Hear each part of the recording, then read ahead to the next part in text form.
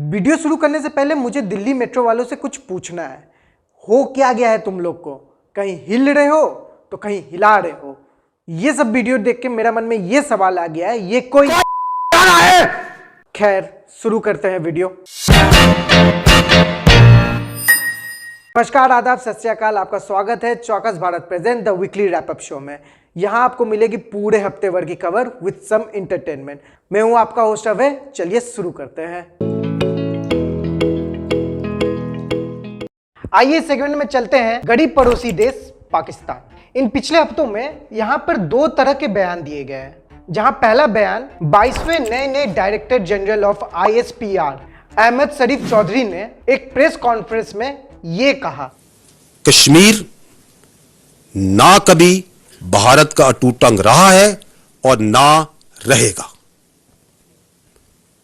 Army chief ने कमान संभालने के बाद पहला दौरा लाइन ऑफ कंट्रोल का किया और वाज़ेह अल्फाज में पैगाम दिया कि अफवाज पाकिस्तान इस मुल्क के चप्पे चप्पे का दिफा करने की सलाहियत रखती है और अगर जरूरत पड़ी तो we can take this battle into the enemy's territory. मैं यहां पर यह कहना भी जरूरी समझता हूं कि अगर किसी मिसकैलकुलेशन या गलतफहमी की वजह से हिंदुस्तान कोई मुहिमजोई करने का सोचता है, इरादा करता है, तो अवामी हौसले और अवाम की सपोर्ट के साथ अफवाज पाकिस्तान उसको भरपूर जवाब देगी। बाप रे मैं तो डर गई। और जो दूसरा बयान है वो बिजनेस टुडे एक आर्टिकल के मुताबिक 10th chief of army staff of Pakistan, जो फिलहाल अभी रिटायर्ड है, जनरल बाजवा ने एक इंटरव्यू में कहा पाकिस्तान इंडिया के खिलाफ लड़ने के हालत में नहीं है और उनके आर्मी के टैंक्स लड़ने के कंडीशन में नहीं है और टैंक्स में डीजल डालने तक के भी पैसे नहीं है। गरीबी में जीना कला है, हम सिखाएंगे तुम्हें, क्योंकि हम खानदानी गरीब है।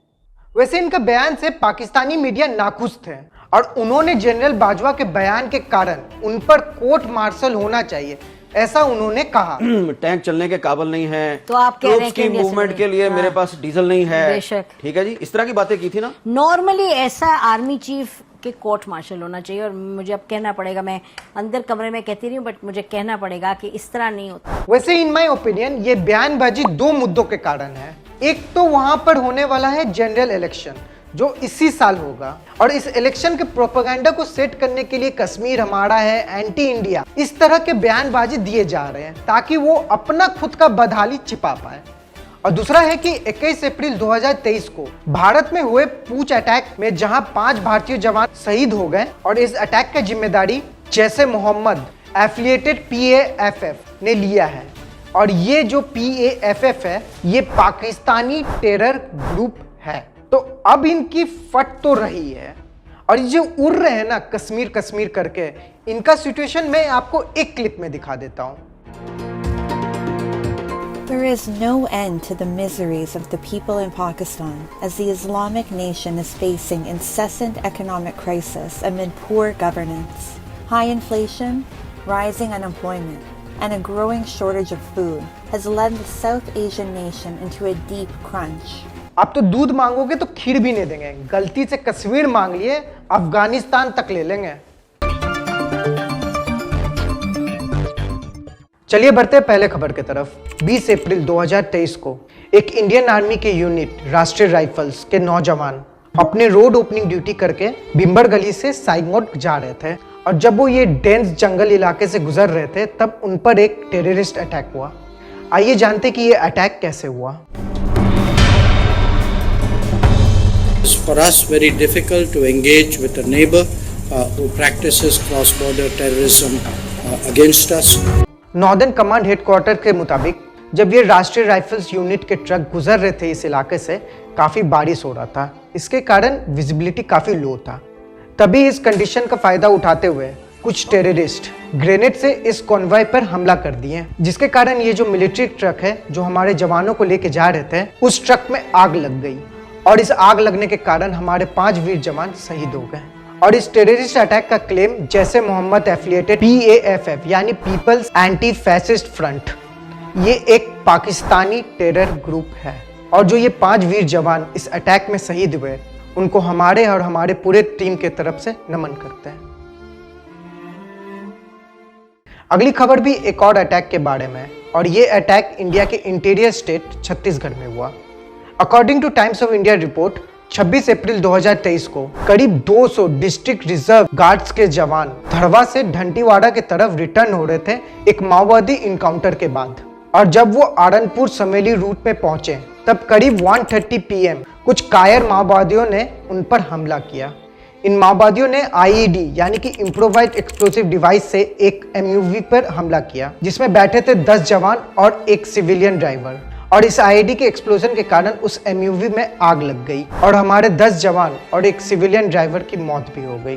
फिर दोनों तरफ से जम के गोलीबारी हुई और हमारे जवान के गोलियों के डर से ये माओवादी भाग खड़े उठे। पुलिस के मुताबिक ये एक्सप्लोसिव करीब 50 kg की थी, जिसके कारण बीच रोड पे 12 फीट गहरा और 25 फीट चौड़ा गड्ढा बन गया। और आप इससे अंदाजा लगा सकते हैं कि उस व्हीकल और हमारे जवानों के साथ क्या हाल हुआ होगा। इस भयंकर अटैक के कारण PM मोदी जी ने ट्वीट भी किए और छत्तीसगढ़ के चीफ मिनिस्टर भूपेश जी ने कहा कि ये लड़ाई जो इन माओवादियों के खिलाफ चल रही है वो फाइनल स्टेज में है और इस बार उन माओवादियों को बख्शेंगे नहीं। वैसे मैं आपको बता दूं कि ये दूसरा बड़ा हमला है माओवादियों द्वारा पिछले 2 सालों में। 3 अप्रैल 2023 को कुछ इसी तरह छिप छिपा के कायरो जैसे हमले किए गए थे बीजापुर में, जहां 22 जवान शहीद हो गए। जो 10 DRG जवान इस घटना में शहीद हुए उनके नाम आपके स्क्रीन पे हैं। इन सब शहीद जवानों को हम और हमारे टीम की तरफ से नमन करते हैं। आइए ना हमरा बिहार में। इस खबर के लिए पहले हम कई साल पीछे 1994 के एक इंसिडेंट में जाना होगा।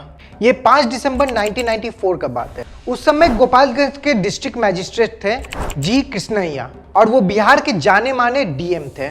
इसी दिन वे हाजीपुर से एक मीटिंग अटेंड करके बस गोपालगंज जा रहे थे मुजफ्फरपुर से होते हुए। जब वो खावर जो मुजफ्फरपुर में स्थित है वहां पहुंचे तो वहां से एक जुलूस जा रहा था, और जो ये जुलूस था ये छोटन शुक्ला जो एक दिन पहले गोलीबारी में मारे गए थे।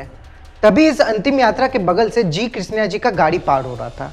तभी गाड़ी में बैठे जी कृष्णैया जी के बॉडीगार्ड पे जुलूस के आदमियों ने हमला कर दिया। उनके बॉडीगार्ड को गाड़ी से निकाला और उनके बॉडीगार्ड के साथ मारपीट करना शुरू कर दिया। अब ये चीज देख के DM साहब ने अपनी गाड़ी रुकवाई और वो खुद गाड़ी से उतर के अपने बॉडीगार्ड को बचाने की कोशिश कर रहे थे, और इसी बीच उस जुलूस के आदमियों ने DM साहब को भी घेर लिया और उन पर भी हमला कर दिया गया। अब ये पूरा वारदात उनके ड्राइवर दीपक कुमार के सामने हो रहा था।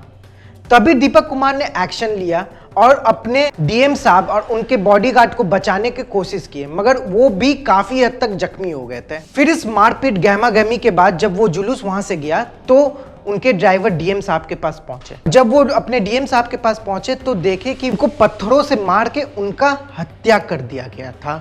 फिर इस पूरे वारदात का जांच हुआ और ड्राइवर दीपक कुमार के टेस्टिमोनी के बाद एक नाम सामने आया, आनंद मोहन सिंह।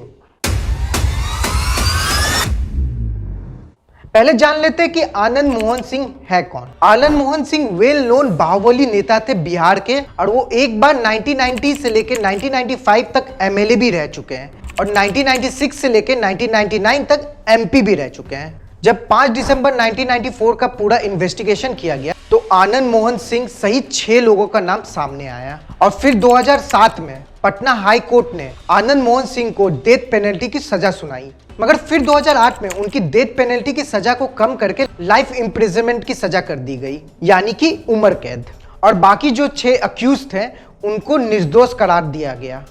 और फिर थोड़ा फास्ट फॉरवर्ड आते 2012 में, जब आनंद मोहन ने अपील किया सुप्रीम कोर्ट में कि उनकी उम्र कैद की सजा को घटा दी जाए, तो उनका ये अपील को खारिज कर दिया गया सुप्रीम कोर्ट द्वारा।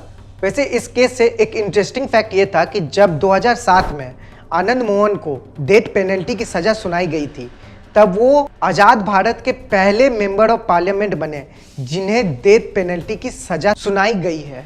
वैसे इस सजा के बाद वो 2007 से लेकर 2023 तक जेल में थे, मगर इस साल नीतीश और तेजस्वी की सरकार ने एक छोटे से फेरबदल किए बिहार प्रिजन मैनुअल 2012 में। अब बिहार प्रिजन मैनुअल 2012 में एक रूल है कि आपको जब लाइफ इम्प्रिजनमेंट यानी उम्र कैद की सजा सुनाई जाती है तो आप अगर 14 से लेकर 20 साल तक की सजा काट लेते हैं तो आपके गुड बिहेवियर पे या आपके मेडिकल कंडीशन पे आपको रिहा कर दिया जा सकता है।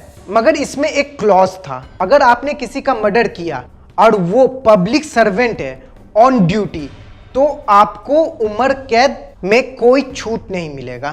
तो ये जो क्लॉज है murder of public servant on duty, ये क्लॉज को हटा दिया गया, जिसके कारण आनंद मोहन सहित 26 कैदियों को रिहा कर दिया गया विभिन्न जेलों से बिहार के। मेरा मैसेज उन कैदियों से जिन्हें दूसरा मौका दिया गया है और उन्हें रिहा किया गया है कि इस दूसरे मौके का अच्छा इस्तेमाल कीजिएगा और हो सके तो यूपी नहीं जाइएगा। देखिए, ये जो कैदी रिलीज हुए हैं वो ऐसे ही घूमते नहीं रहेंगे, उनको रेगुलर अटेंडेंस देना होगा अपने लोकल पुलिस स्टेशन में। मगर ये भी रूल आनंद मोहन सिंह के लिए एप्लीकेबल नहीं है, उन्हें कोई अटेंडेंस नहीं देना होगा लोकल पुलिस स्टेशन में। वैसे आनंद मोहन के रिहाई के बाद बीएसपी के नेता मायावती ने ये ट्वीट किया और जी कृष्णा जी के वाइफ उमा जी ने एक इंडियन एक्सप्रेस के आर्टिकल में बिहार गवर्नमेंट से सवाल पूछे हैं, will people have faith in a government that free criminals. Criminal की रिहाई दो कंडीशन में हो सकता है, एक पॉलिटिकल एजेंडा हो सकता है या मेडिकल कंडीशन हो सकता है। मगर ये चीज अगर यूपी में होता तो मेन बात ये है कि आइए जानते हैं कि ये पापा की परी क्यों लड़ पड़ी। ये जो आप लड़ाई देख रहे हैं ये एलएस कॉलेज मुजफ्फरपुर में हुई। वहां के लोकल के मुताबिक ये जो लड़कियां एक दूसरे से भिड़ रही है उनके पीछे का रीजन ये है कि ये एक लड़के के कारण भिड़ रही है। इस लड़ाई के दौरान एक लड़की बोल रही थी, उसको मना करते हैं लेकिन वो मानती नहीं है, उससे दूर रहो, मेरे बॉयफ्रेंड से बुलू बुलू करेगी तो धोपतूंगी ना उसको। और इन पापा के परियों का लड़ाई करते हुए किसी ने वीडियो ले लिया और सोशल मीडिया में डालने के बाद ये वीडियो काफी वायरल हो रहा है। वैसे लड़कियां होती है अजीब। कल मैंने क्रश को मैसेज किया आई लव यू, तब से बेचारी डीपी बदल ली है, दिख ही नहीं रहा है। क्या मतलब वो हमको ब्लॉक कर दी है? ए भगवान, ये कैसा इंसाफ है, यहाँ दो लड़कियां एक लड़के के लिए लड़ रही है, मुझे एक भी नहीं। चलिए बढ़ते अगले खबर की तरफ। 25 अप्रैल 2023 को यूपी के 10th बोर्ड का रिजल्ट आया, जहां कुछ बच्चों को मिठाई मिली और कुछ बच्चों को पिटाई। मगर इस बीच में अमेठी की भावना वर्मा फेल हो गई। मगर ये न्यूज क्यों है कि भावना वर्मा फेल हो गई, आइए जानते हैं। जब यूपी 10 बोर्ड का रिजल्ट आया तो उनके मार्कशीट में थ्योरी में उन्होंने 70 में से 60 से अबव ही स्कोर किए सारे सब्जेक्ट में। मगर प्रैक्टिकल में 30 में उन्हें सारे सब्जेक्ट में 3 नंबर दिए गए। मतलब एक टाइपिंग एरर के कारण एक बच्ची का पूरा रिजल्ट ही बदल दिया। जहां वो उत्तर प्रदेश की टॉपर में गिनी जाती, आज उनको बस 402 अंक आए 500 में। वैसे इस रिजल्ट के लिए अपील तो कर दिया गया है यूपी बोर्ड में, उम्मीद करते हैं कि उनके मार्क्स चेंज हो जाए। और मैं टाइपिस्ट से कहना चाहता हूं कि ऐसा कौन सा जल्दी में ट्रेन पकड़ना था तुमको? भारी मिस्टेक हो गया सर, एकदम ब्लंडर हो गया। चलिए अगले खबर के लिए फिर चलते हैं बिहार। देखिए, बिहार में चल रहा है जाति जनगणना, यानी कि बिहार सेंसस। गिना जा रहा है कि बिहार में कितने आदमी हैं। अब इसी जनगणना के अधिकारी हैं शिक्षक राजीव रंजन राकेश जी, और वो अरवल डिस्ट्रिक्ट वार्ड नंबर 7 की जनगणना कर रहे थे। वैसे आपको बता देता हूँ, ये जो वार्ड नंबर 7 है ये एक रेड लाइट इलाका है। इसी बीच उनको एक चौंकाने वाला बात मिला। उस वार्ड के 40 महिलाओं के पति का नाम रूपचंद था, और ये रूपचंद अलग अलग पतियों का नाम नहीं है, बल्कि एक पति का नाम है रूपचंद इन 40 महिलाओं के। और ये बात खुद जाति जनगणना के अधिकारी शिक्षक राकेश जी ने कंफर्म किया। और आधार कार्ड में भी उसके पति का नाम और बेटे का नाम रूपचंद है। दस्तावेज लिया गया, दस्तावेज उसका लिया गया। अब आप तो जानना चाहेंगे कि ये रूपचंद है कौन। चलिए आपको मिलाते हैं रूपचंद से। वो ये है, वहां की जो महिलाएं हैं वो प्यार से पैसे को रूपचंद बुलाती है। ये कईयों के पति ने, किसी के पिताजी भी हैं और किसी के बेटे भी हैं। और ये रूपचंद इन 40 महिलाओं का ख्याल रखते हैं और जरूरत पड़ने पर बहुत काम भी आते हैं, इसलिए इसका प्यार से नाम रूपचंद रख दिए। चल हट, जब देखो पैसा मांगते रहता है। अगर आपको ये वीडियो थोड़ा सा भी पसंद आया तो लाइक कर दीजिएगा और अपने दोस्तों, फैमिली और गर्लफ्रेंड के साथ ये वीडियो शेयर कर दीजिएगा। और हमें इंस्टाग्राम, फेसबुक और ट्विटर में फॉलो कर लीजिए। और ऐसे ही मनोरंजन वाले न्यूज के लिए चौकस भारत को सब्सक्राइब कर लीजिए। अरे यार, शो के बीच में हर कोई कॉल करता है। हाँ, नहीं, दिल्ली मेट्रो नाम का कोई नया ओयो नहीं खुला है। रखो फोन।